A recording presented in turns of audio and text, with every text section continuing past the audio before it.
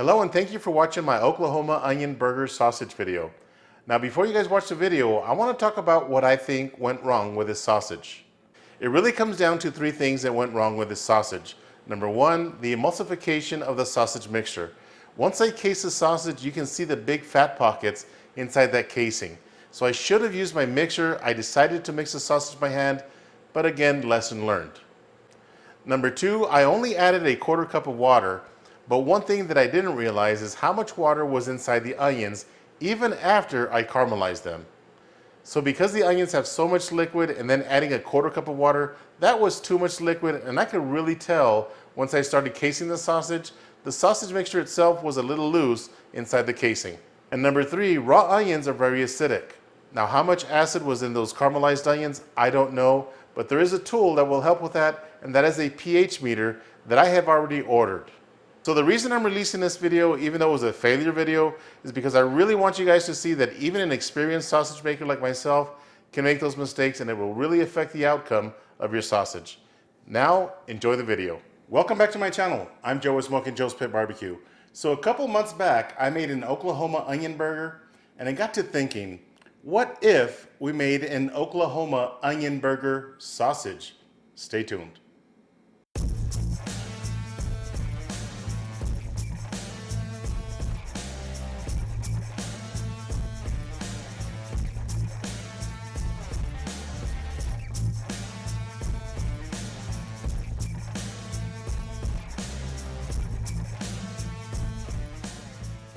All right, so let's go over the ingredients. I'm starting with 10 pounds of brisket trim, which is 4,540 grams of meat.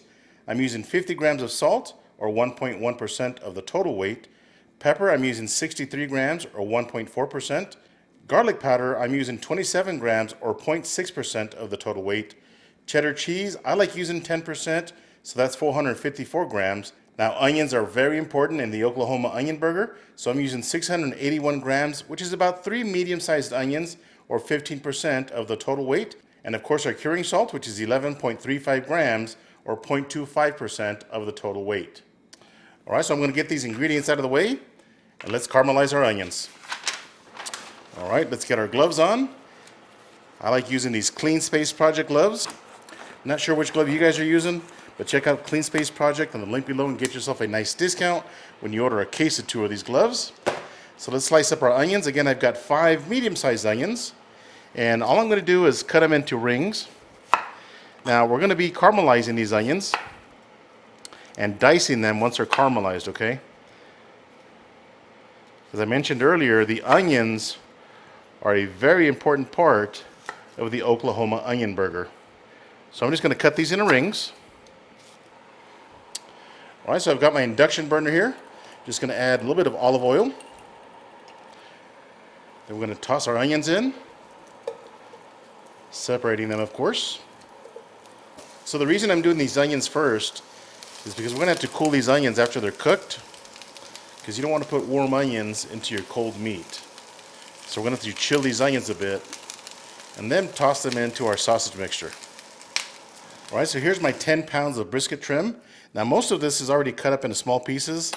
So all I got to do is cut this down into a little bit smaller pieces, just small enough to fit down the throat of my grinder. Now this is still partially frozen, which is good.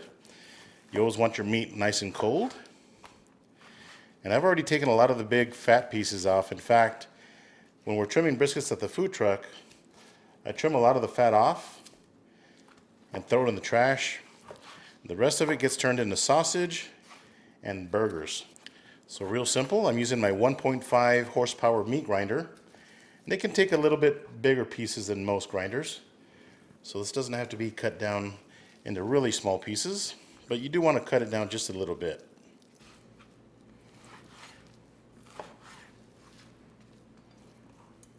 All right, so I'm going to be using my 4.5 millimeter die to grind up this meat. And here we go.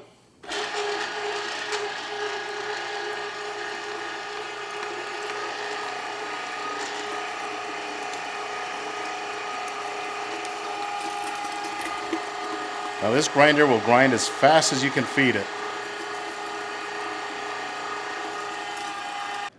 All right, so a little tip I like to do is throw some crushed ice down into the auger right here, just to get that extra meat that's trapped in there out. And the ice obviously will turn to water, so that's perfect. Here we go.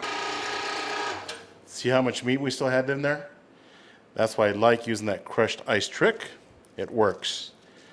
All right, so I've got our meat all ground up. Now, one ingredient I forgot to mention at the beginning of the video is our non-fat dry milk powder, which we're going to be using 1.5% of the total weight.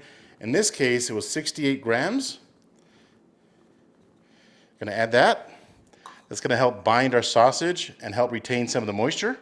Our curing salt, our black pepper, our salt, garlic powder, our caramelized onions, cheddar cheese. Again, this was a sharp cheddar cheese. I did toss these in the freezer just to firm them up a little bit.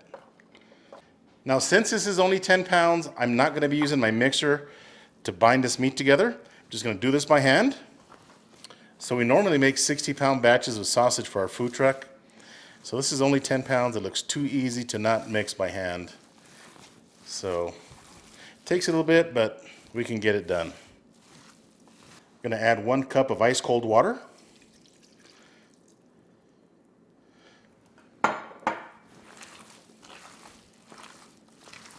All right, so I've been mixing this for 5 minutes and it is ready.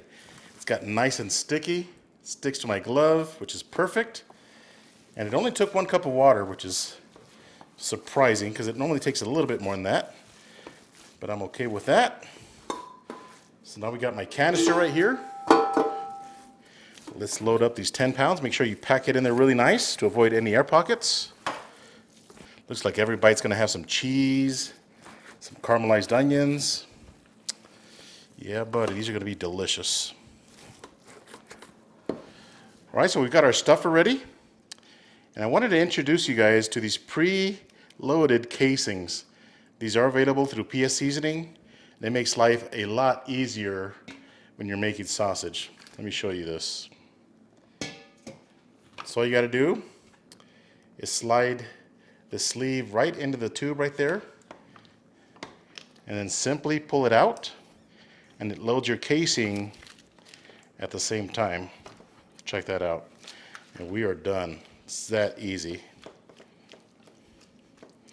You do have to soak them for about an hour before you start making your sausage. Makes them easier to load and a little bit more pliable as well.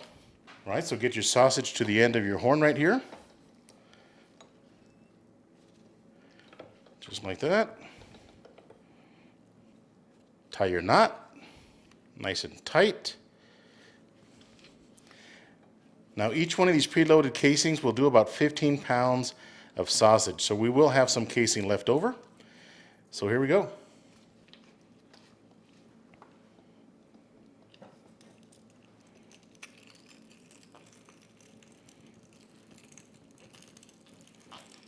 Beautiful.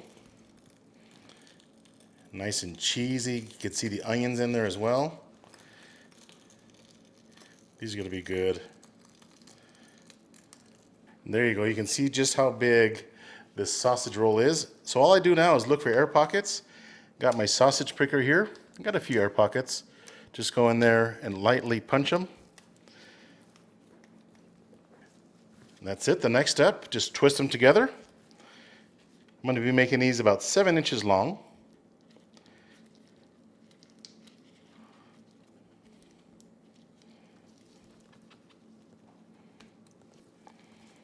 Real simple process. Twist the first one, measure the second one, and twist the third one, and just repeat that process.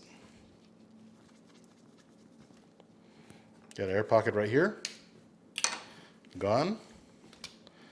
Again, measure, measure, pinch, and twist. All right, so I'm going to link the rest of these sausages up. I'm going to pop them in my fridge overnight, let that cure do its magic, and we'll smoke them tomorrow. Stay tuned. All right, so it's the very next day, and these sausages have been in the fridge for 12 hours, so that cure has had time to work. And here's what I like to do right here is just disconnect the links, and what I do is cut the twist right in the middle, not all the way up to the sausage, because you don't want this to unwind and release the mixture. Okay, so right in the middle. So this is exactly how I do it on my food truck as well. And what I do is right before we serve them to the customer, we give them a wipe down and we trim the casing right up against the sausage, okay? Because that twist gets really nice and hard and you don't want that customer to be eating that. It's hard to chew. We'll head outside. I'm going to cold smoke these on my brand new Chud box just to show you how versatile that cooker is. We're going to cold smoke them at 100 degrees. I'm going to show you how I get that temperature on the Chud box. Stay tuned. All right, so we're outside of my Chud box. Now on this cook, I am going to be using 6 chunks of Jealous Devil lump charcoal and 1 split of Texas Post Oak from Gourmet Wood Products. So just in case you guys are wondering, that Post Oak is the exact same Post Oak that Goldie's Barbecue uses at their barbecue restaurant. And you can pick some of this up at Academy Sports and Outdoors. Check out the link below and grab yourself a box or 2 of these. All right, so you can see the 6 chunks of Jealous Devil lump charcoal. That's all I'm going to use to start this pit. So here we go. All right, those coals are lit. Obviously using my grill gun from Grill Blazer. Check out the links below and grab yourself one of these as well. So now I'm just going to throw my split of Post Oak right on top of these coals. So I am starting this fire on the far left side of my Chud box. Now I'm going to be cold smoking these at about 100 degrees on the right side on the top grate. So I'm closing the right side door completely. So the left side door, I'm just going to leave it cracked open on the very first notch closest to the Chud box. So as far as the exhaust stacks, I'm keeping the left side stack completely closed, and the right side stack, I'm going to open it up about a quarter of the way, and I'm going to lock it in. So my theory is you start your fire on the far left side of the cooker. That's going to force the smoke under the sausages, give them a really nice color, and out the exhaust stack. So I'm going to let this warm up, and I'll bring you guys right back. All right, so it's been about 15 minutes now. You can see the smoke starting to pour on the right side exhaust stack. So let's load up our sausages. Oh yeah. All right, so I'm just going to lay these sausages out, again on the right side of the cooker. Give them enough space. We got plenty of space. Let you guys know exactly how many sausages we have here in a minute. All right, so we got a total of 25 Oklahoma onion burger sausages. So I'm going to let these cold smoke again at 100 degrees for about 2 hours, and I'll bring you guys right back. Stay tuned. All right, so these sausages have been cold smoking for 2 hours. Now the temperature did go up to about 115, maybe 120, and I'm okay with that. That's still really low. And these sausages have a really nice color. Check these out. They're still not ready. Remember, this was only smoking at about 115 degrees, so the temperature's still really cool. They got a really nice color, and I am liking that. They're still a little soft because they're not completely cooked. So the Chud box has been running for 2 hours, again at 115 degrees or so, with the same coals and that same split of Post Oak that I added earlier. Now for the second part of the cook, I'm going to add another small split of Post Oak right on top of the coals, and I'm going to increase the temperature to about 175 and start to cook these sausages. There we go, we're already starting to produce some smoke. So I'm going to shut the lid down. Again, we're looking for 175 for this next part of the cook. I'm also going to open the exhaust stack to about halfway.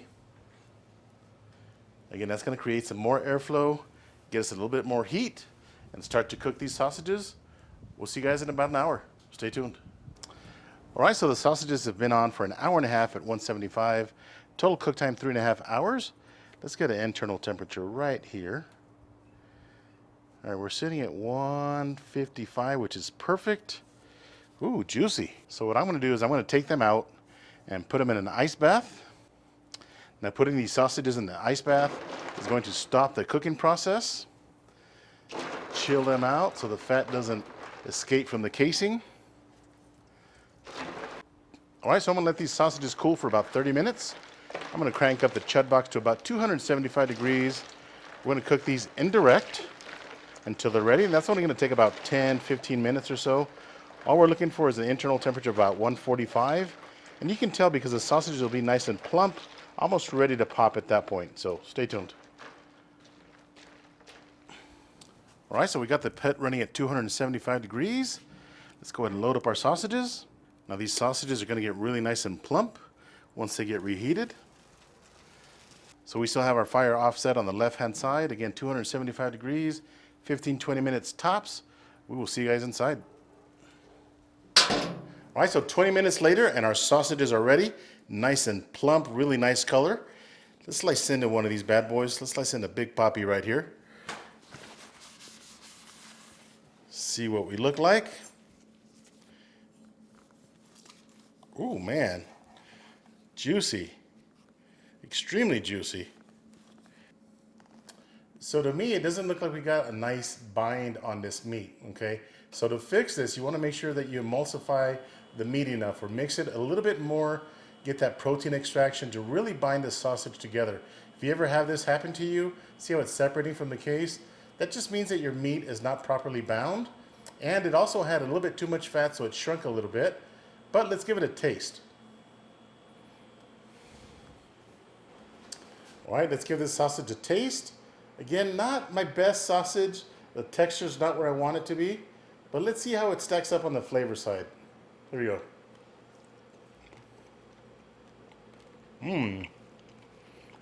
So as far as the flavor, this sausage is really good. You got that cheesiness, you got the onions in there, and you got that traditional Oklahoma onion burger flavor. This is really good. I'm gonna try some with a little bit of mustard. I hate squeezing these bottles. It's like opening a package of biscuits. There we go. All right, so again, not a bad looking sausage. I would have liked the meat to bind it a little bit better, but again, I think we can fix that by emulsifying the meat a little bit more and maybe using a little bit less fat and maybe just a little bit less water as well.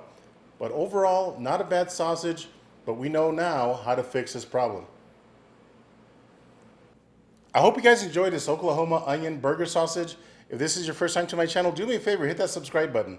And if you enjoyed this video, give me a thumbs up. Until next time, Joe with Smokin Joe Spit BBQ. See ya.